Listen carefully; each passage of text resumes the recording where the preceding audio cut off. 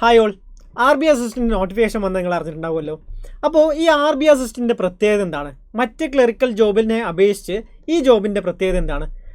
നിങ്ങളൊരു കാര്യം മനസ്സിലാക്കണം. അതായത് RBI അസിസ്റ്റൻ്റ് എന്ന ജോബ് ഒരു ക്ലറിക്കൽ ജോബാണ്. പക്ഷേ മറ്റ് ക്ലറിക്കൽ ജോബിനെ അപേക്ഷിച്ച് സാലറി എന്ന് പറയുന്നത് ഇതിന് വളരെ കൂടുതലാണ്. ഓക്കെ, അപ്പോൾ എല്ലാ ക്ലറിക്കൽ ജോബിനെ അപേക്ഷിച്ച് സാലറി കൂടുതലുള്ളൊരു പോസ്റ്റാണ് RBI അസിസ്റ്റൻ്റ്. അപ്പോൾ അതിനുള്ള നമ്മുടെ സാലറി എന്താണ്, അതിൻ്റെ പ്രൊമോഷൻ ഗ്രോത്ത് എങ്ങനെയാണ്, ഈ കാര്യങ്ങളൊക്കെയാണ് നമ്മൾ ഇന്ന് നോക്കാൻ പോകുന്നത്. അതുപോലെ ജോബ് പ്രൊഫൈൽ, ഈ കാര്യങ്ങളൊക്കെയാണ് നമ്മളിന്ന് നോക്കാൻ പോകുന്നത്. ഓക്കെ, അപ്പോൾ നിങ്ങളെല്ലാവരും ഫുള്ളായിട്ട് വീഡിയോ കാണാം. അപ്പോൾ എങ്ങനെയാണ് RBIയിലുള്ള ജോബ്, RBI അസിസ്റ്റൻ്റ് ജോബ് എന്തൊക്കെയാണ്, എങ്ങനെയാണ് പ്രൊമോഷൻ, എന്തൊക്കെ ബെനിഫിറ്റാണ് നമുക്ക് കിട്ടുന്നത്, സാലറിക്കുപരി ഒരുപാട് അലവൻസ് നമുക്കുണ്ട്. അപ്പോൾ അതൊക്കെ നമുക്ക് നോക്കാം. ഓക്കെ, അപ്പോൾ നോട്ടിഫിക്കേഷൻ വന്നത് നിങ്ങൾ അറിഞ്ഞിട്ടുണ്ടാവും. അതിനു മുന്നേ എന്തുകൊണ്ട് നമ്മൾ RBI അസിസ്റ്റൻ്റ് വാല്യൂ ചെയ്യുന്നു? ഓക്കെ, അപ്പോൾ അതായത് നമുക്കറിയാം, എല്ലാ ഗവൺമെൻറ് ജോലിയും അറിയാം എന്താണ് സ്ട്രോങ് ഫിനാൻഷ്യൽ ഫെസിലിറ്റിയാണ്. അതായത് എന്താ, നമുക്ക് സെക്യൂരിറ്റിയാണ്. ആ ജോലി ഉണ്ടെങ്കിൽ, ഒരു ഗവൺമെൻറ് ജോലി ഉണ്ടെങ്കിൽ ഉറപ്പാണ് നമ്മുടെ എന്താ നമ്മൾ റിട്ടയർ ആവുന്നവരെ നമുക്ക് ആ ജോലി ഉണ്ടാവും. ഓക്കെ, അപ്പോൾ ഫിനാൻഷ്യൽ സെക്യൂരിറ്റി ഹൈ ആണ്. പിന്നെ ഇവിടുത്തെ സാലറി എന്ന് പറയുന്നത്, RBI അസിസ്റ്റൻ്റിൻ്റെ സാലറി എന്ന് പറയുന്നത്, സാലറിക്ക് പുറമെ ഒരുപാട് അലവൻസ് നമുക്കുണ്ട്. ഓക്കെ, അപ്പോൾ സാലറിക്ക് ഇപ്പോൾ സാധാരണ ക്ലറിക്കൽ ജോബിനെ അപേക്ഷിച്ച് സാലറി എല്ലാവർക്കും കിട്ടും. സാലറിക്ക് പുറമെ ഒരുപാട് അലവൻസ് ഉണ്ട്. അപ്പോൾ അത് നമുക്ക് ഫുള്ള് നോക്കാം എന്തൊക്കെയാണെന്ന്. അപ്പോൾ അതും RBI അസിസ്റ്റൻ്റ് ഒരു ഹൈലി അട്രാക്റ്റീവ് ജോബ് ആക്കുന്നുണ്ട്. ഓക്കെ, പിന്നെ എല്ലാവർക്കും അറിയാം എന്താ കരിയർ ഗ്രോത്ത് എന്ന് പറഞ്ഞാൽ നമുക്കെന്താ നല്ല പ്രൊമോഷൻ സാധ്യതകളുണ്ട്. നമുക്കത് നോക്കാം, എന്തൊക്കെ പ്രൊമോഷൻ സാധ്യതകളാണ് ഉള്ളതെന്ന് നമുക്ക് നോക്കാം. പിന്നെ വർക്ക് ലൈഫ് ബാലൻസ്, അത് മെയിനാണ്. കാരണം നമുക്കെന്താ പല ജോബും നോക്കിയാൽ നമുക്കെന്താ ഒരുപാട് നേരം നമ്മൾ ഓഫീസിൽ ഇതിൽ തന്നെ വർക്ക് ചെയ്യേണ്ടി വരും. നമ്മുടെ പേഴ്സണൽ ലൈഫൊക്കെ മാറ്റി വെക്കേണ്ടി വരും. അപ്പോൾ ഈ ജോബിൻ്റെ ബെനിഫിറ്റ് എന്താണ്, വർക്ക് ലൈഫ് ബാലൻസ് എങ്ങനെയാണ്, ആ കാര്യങ്ങൾ നമുക്ക് നോക്കാം. പിന്നെ പ്രസ്റ്റീജ്, നമ്മളെ സെൻട്രൽ ബാങ്ക് അല്ലേ, ഇന്ത്യയുടെ സെൻട്രൽ ബാങ്കാണ് RBI, റിസർവ് ബാങ്ക്. അപ്പോൾ അവിടെ ജോബ് ചെയ്യുക എന്ന് പറഞ്ഞാൽ ഒരു പ്രസ്റ്റീജ് അല്ലേ. അപ്പോൾ അതും കൂടെ കാൽക്കുലേറ്റ് ചെയ്യുമ്പോൾ നമുക്ക് ഇത്രയും നല്ലൊരു ജോബ് നമുക്ക് ക്ലറിക്കൽ പോസ്റ്റിൽ കിട്ടുന്നത് RBIയിലാണ്. ഓക്കെ, സോ അപ്പോൾ നമ്മുടെ നോട്ടിഫിക്കേഷൻ വന്നു, നിങ്ങളെല്ലാവരും അറിഞ്ഞിട്ടുണ്ടാവും. നോട്ടിഫിക്കേഷൻ വന്നിട്ടുണ്ട്. നമ്മുടെ ലാസ്റ്റ് ഡേറ്റ് എന്ന് പറയുന്നത് മാർച്ച് 8 നിങ്ങളുടെ അപ്ലിക്കേഷൻ്റെ ലാസ്റ്റ് ഡേറ്റ്. ഓക്കെ, അപ്പോൾ ഈ കാര്യങ്ങളൊക്കെ അറിയാം. നമ്മുടെ എക്സാം എന്ന് പറയുന്നത് ഏപ്രിലായിരിക്കും. അതുപോലെ എന്താ മെയിൻസ് എക്സാം, പ്രിലിമിനറി എക്സാം ഏപ്രിലായിരിക്കും. അതുപോലെ മെയിൻസ് എക്സാം ജൂണിലായിരിക്കും. ഓക്കെ, പിന്നെ നമ്മുടെ വേക്കൻസി നോക്കിയാൽ ഇത്രയാണ് വേക്കൻസി ഉള്ളത്. ടോട്ടൽ വേക്കൻസി ഇത്രയാണ് ഉള്ളത്. അപ്പോൾ അതിൽ തന്നെ ഇപ്പോൾ കേരളത്തിൽ നോക്കിയാൽ വേക്കൻസി കുറവാണ്. എത്രയാണ്? 6 വേക്കൻസിയാണ് ടോട്ടൽ ഉള്ളത്. അപ്പോൾ നമുക്കൊരു വേക്കൻസി, ഒരു സീറ്റ് മതിയല്ലോ. അപ്പോൾ നിങ്ങൾ മാക്സിമം പ്രിപ്പയർ ചെയ്യുക, എന്തൊക്കെയാണ് ഇതിൻ്റെ ബെനിഫിറ്റ് എന്ന് നോക്കിയിട്ട് നിങ്ങൾ പ്രിപ്പയർ ചെയ്യുക. അപ്പോൾ ഹൈലി അട്രാക്റ്റീവ് ആയിട്ടുള്ളൊരു പോസ്റ്റാണ്. സോ അപ്പോൾ അതിൻ്റെ സാലറി എന്തൊക്കെയാണെന്ന് നമുക്ക് നോക്കാം. സോ കേരളത്തിൽ വേക്കൻസി ഇത്രയാണ്, 6 വേക്കൻസിയാണുള്ളത്. പക്ഷേ നിങ്ങൾ നന്നായി പഠിച്ചാൽ നിങ്ങൾക്ക് നന്നായിട്ട് അത് ക്ലിയർ ചെയ്യാൻ പറ്റും. ഓക്കെ, ഇനി ജോബ്, അതായത് നമ്മൾ സെലക്ഷൻ ഇതെങ്ങനെയാണ്, പാറ്റേൺ, എക്സാമിൻ്റെ പാറ്റേൺ എങ്ങനെയാണെന്ന് നോക്കിയാൽ 3 സ്റ്റേജാണുള്ളത്. ഒന്ന് പ്രിലിമിനറി, 2 എക്സാം, അതായത് പ്രിലിമിനറി എക്സാം ഉണ്ട്, പിന്നെ മെയിൻസ് എക്സാം ഉണ്ട്. അത് കഴിഞ്ഞാൽ നമ്മുടെ ലാംഗ്വേജ് പ്രൊഫിഷ്യൻസി ടെസ്റ്റും കൂടി ഉണ്ട്. ഓക്കെ, അപ്പോൾ നമ്മളിപ്പോൾ എന്താ, നമ്മൾ കേരളത്തിലാണെങ്കിൽ നമുക്ക് മലയാളം അറിയാമല്ലോ, മലയാളത്തിൻ്റെ ടെസ്റ്റ്. അതുപോലെ നമ്മളിപ്പോൾ തമിഴ്നാട്ടിൽ അപ്ലൈ ചെയ്താൽ തമിഴിൻ്റെ ടെസ്റ്റ് ഉണ്ടാവും. കർണാടകത്തിലാണെങ്കിൽ കന്നഡേൻ്റെ ടെസ്റ്റ് ഉണ്ടാവും. ഓക്കെ, ആ അവിടുത്തെ ലോക്കൽ ലാംഗ്വേജ് ഏതാണ് അതിൻ്റെ ടെസ്റ്റും കൂടി ഉണ്ടാവും. ഓക്കെ, അപ്പോൾ ഇതാണ് ഇതിൻ്റെ സിലബസൊക്കെ ഉള്ളത്. ഓക്കെ, ഇതാണ് ഇതിൻ്റെ പാറ്റേൺ. സോ അത് നിങ്ങൾ കൃത്യമായി നോക്കുക. ഇനി നമ്മൾ സാലറി നോക്കിയാൽ, നമ്മൾ ഏത് ജോലിയിൽ കയറുമ്പോഴും നമ്മുടെ മെയിൻ അട്രാക്റ്റ് ചെയ്യുന്നത് എന്താണ്, അതിൻ്റെ സാലറിയാണ്. അപ്പോൾ നമ്മുടെ നോട്ടിഫിക്കേഷൻ പ്രകാരം നമ്മുടെ സാലറി പറയുന്നത് എത്രയാണ്? 29,000 രൂപയാണ്. ബേസിക് പേ ആണ് പറയുന്നത്. ബേസിക് പേ 29,000 രൂപയാണ്. പക്ഷേ ബേസിക് പേ അല്ല നമുക്ക് കിട്ടുന്നത്. എന്താണ്, നിങ്ങൾക്ക് എല്ലാവർക്കും അറിയാം, ഗവൺമെൻറ് ജോബ് എന്ന് പറഞ്ഞാൽ ബേസിക് പേ അതിലുപരി എന്താണ്, ബാക്കി DA ഉണ്ടാവും, HRA ഉണ്ടാവും, സ്പെഷ്യൽ അലവൻസ് ഉണ്ടാവും, ട്രാൻസ്പോർട്ട് അലവൻസ് ഉണ്ടാവും, അങ്ങനെ ഒരുപാട് അലവൻസ് ഉണ്ട്. ഓക്കെ, അപ്പോൾ ബേസിക് പേ എന്ന് പറയുന്നത് നമ്മളൊരു എൻട്രി ലെവൽ, ഇപ്പോൾ ഒരു RBI അസിസ്റ്റൻറ്റിൻ്റെ ബേസിക് പേ എന്ന് പറയുന്നത് 29,000 രൂപയാണ്. പക്ഷേ മറ്റ് അലവൻസൊക്കെ കൂട്ടിയിട്ട്, ഈ അലവൻസൊക്കെ കൂട്ടിയിട്ട് 58,514 രൂപയാണ് ഇൻ ഹാൻഡ് നമുക്ക് കിട്ടുക. അതിൽ ചിലപ്പോൾ എന്താ കുറച്ച് ടാക്സും കുറക്കും. സോ 58,000 രൂപയാണ് നമ്മുടെ ഗ്രോസ് സാലറി കിട്ടുക. പക്ഷേ ഇത് മാത്രമായിട്ടില്ല, ഇത് നമ്മുടെ സാലറിയാണ്. ഓക്കെ, സാലറിയാണ്, ഒരു ക്ലറിക്കൽ ജോബിന് കിട്ടുന്ന സാലറിയാണ് ഇത്. പക്ഷേ ഇതിലുപരി വേറെ കുറേ കാര്യങ്ങളും കൂടി ഉണ്ട്, നമുക്ക് നോക്കാം. അപ്പോൾ നമുക്ക് കിട്ടുന്ന സാലറി എന്ന് പറയുന്നത് 58,000 ആണ്. ഇനി ഈ ജോബിൻ്റെ പ്രത്യേകത എന്താണെന്ന് നോക്കിയാൽ ബാക്കി ഇനി പറയുന്ന കാര്യങ്ങളാണ്. അപ്പോൾ സാലറി ഓക്കെയാണ്, നമുക്കെന്താ ബേസിക് പേ 29,000, അതിൻ്റെ കൂടെ എല്ലാ അലവൻസും കൂട്ടിയിട്ട് മറ്റ് കുറേ കാര്യങ്ങൾ എന്താ DA, HRA അങ്ങനത്തെയൊക്കെ കൂടി. ഇവിടെ നോക്കിയേ, ഇത് വിത്തൗട്ട് HRA ആണ് കേട്ടോ. വിത്തൗട്ട് HRA ആണ് നമുക്ക് 58,000. അത് മനസ്സിലാക്കണം. വിത്തൗട്ട് HRA ആണ്. HRA ഇല്ലാണ്ട് 58,000. അപ്പോൾ ഇതിന് പുറമെ HRAയും കൂടെ കിട്ടും. ഓക്കെ, നിങ്ങൾക്ക് ചിലപ്പോൾ എന്താ ഗവൺമെൻറ് ക്വാർട്ടേഴ്സ് ഇതുണ്ടാവും RBIൻ്റെ. അതും നമ്മളെന്താ സാധാരണ ഗവൺമെൻറ് ക്വാർട്ടേഴ്സ് പോലെ ആയിരിക്കില്ല. RBIൻ്റെ എന്താ അടിപൊളി സെറ്റപ്പ് ആയിരിക്കും. ഓക്കെ, അതില്ലെങ്കിൽ നിങ്ങൾ എടുക്കുന്നില്ലെങ്കിൽ നിങ്ങൾക്ക് പുറത്ത് എന്താ അതിനുള്ള അലവൻസ് കൂടെ കിട്ടും. ഓക്കെ, വിത്തൗട്ട് HRA നിങ്ങൾക്ക് 58,000 ആണ് ഗ്രോസ് സാലറി. ആ സാലറി മനസ്സിലാക്കുക. ഇനിയാണ് ഇതിൻ്റെ മറ്റ് അലവൻസും പെർക്സും. അതാണ് മെയിൻ അട്രാക്റ്റ് ചെയ്യുന്നത്.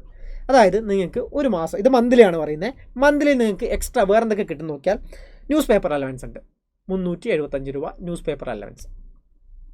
പിന്നെ ഹൗസ് ഹോൾഡ് അലവൻസ് ഉണ്ട് 1300 രൂപ ഹൗസ് ഹോൾഡ് അലവൻസ് ഉണ്ട്. പിന്നെ ഇൻ്റർനെറ്റ് അലവൻസ് ഉണ്ട് 1200 രൂപ ഇൻ്റർനെറ്റ് അലവൻസ് ഉണ്ട്.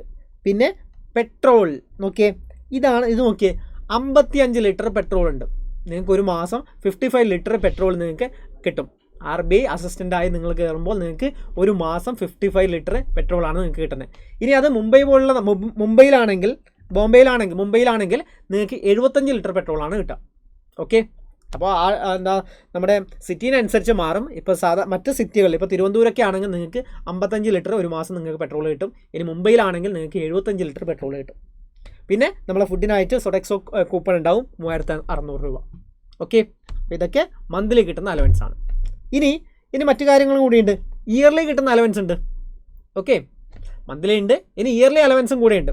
ഇയർലി നോക്കിയാൽ ഫർണിച്ചറിന് നിങ്ങൾക്ക് അപ്പാർട്ട്മെൻറ്റ് ഉണ്ടാവും, അതായത് നിങ്ങൾക്ക് വീടുണ്ടാവും, അതിലേക്ക് വേണ്ടിയിട്ടുള്ള ഫർണിച്ചർ എത്രയാണ് 60,000. ഇപ്പോൾ 1 ലക്ഷം ആയെന്ന് തോന്നുന്നു. 1 ലക്ഷം അറൗണ്ട് 60,000 1 ലക്ഷം 6 വർഷത്തിൽ ഒരിക്കൽ നിങ്ങൾക്ക് അത് ഫർണിച്ചറിന് വേണ്ടി കിട്ടും.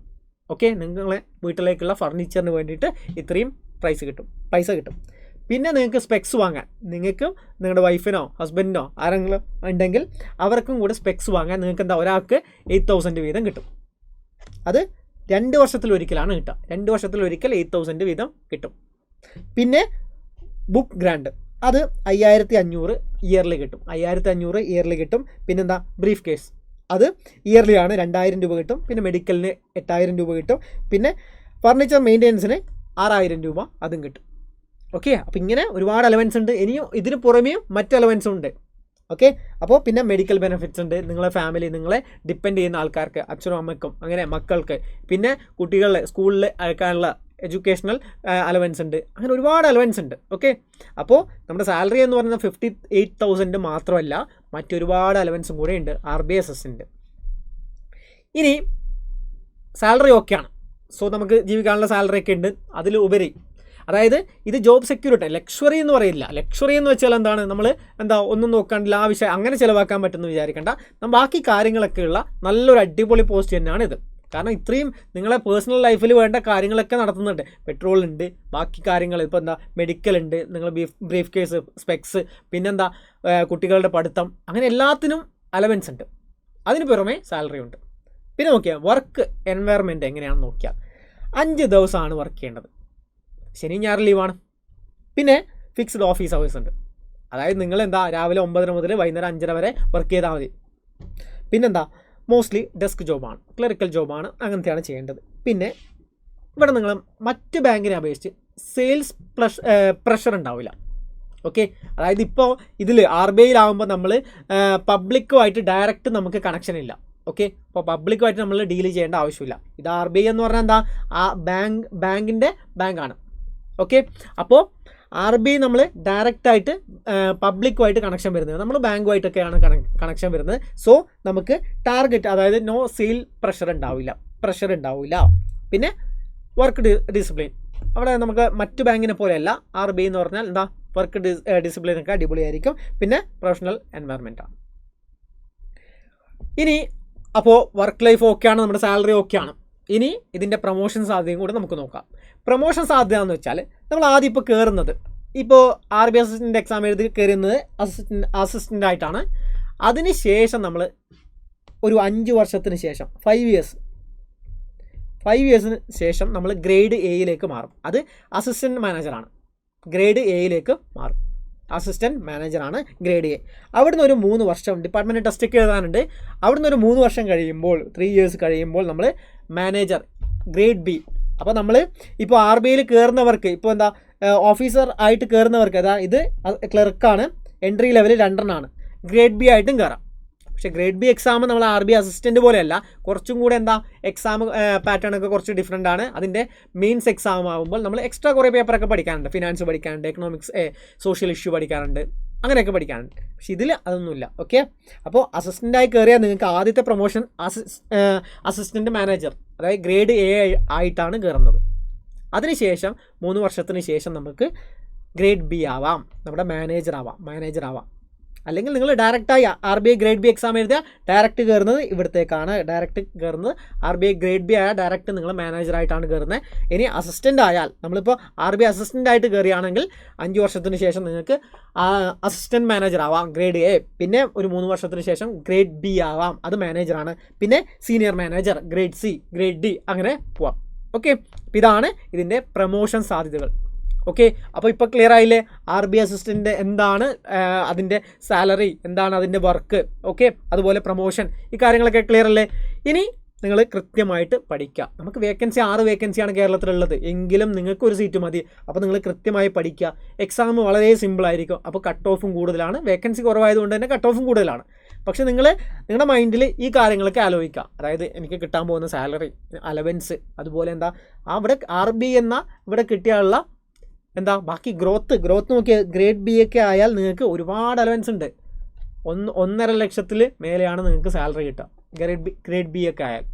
സോ അപ്പോൾ നിങ്ങളുടെ ഫസ്റ്റത്തെ സ്റ്റെപ്പ് അസിസ്റ്റൻ്റായി തുടങ്ങുക. ബാക്കി നിങ്ങൾക്ക് അവിടുന്ന് എക്സാം എഴുതാം, അവിടുന്ന് വീണ്ടും നിങ്ങൾക്ക് എക്സാം എഴുതാം, ഗ്രേഡ് ബി ആവാനുള്ള എക്സാം എഴുതാം. ഓക്കെ, അപ്പോൾ എല്ലാവരും നന്നായിട്ട് പഠിക്കുക, അപ്ലൈ ചെയ്യുക. വേക്കൻസി കുറവുണ്ടെന്ന് വിചാരിച്ച് ടെൻഷൻ അടിക്കരുത്. അപ്ലൈ ചെയ്യുക, നന്നായി പഠിക്കുക, നന്നായിട്ട് മോക്ക് ടെസ്റ്റ് ചെയ്യുക. ഓക്കെ, മാക്സിമം സ്പീഡ് കൂട്ടുക. ഓക്കെ, എല്ലാവർക്കും ഓൾ ദി ബെസ്റ്റ്.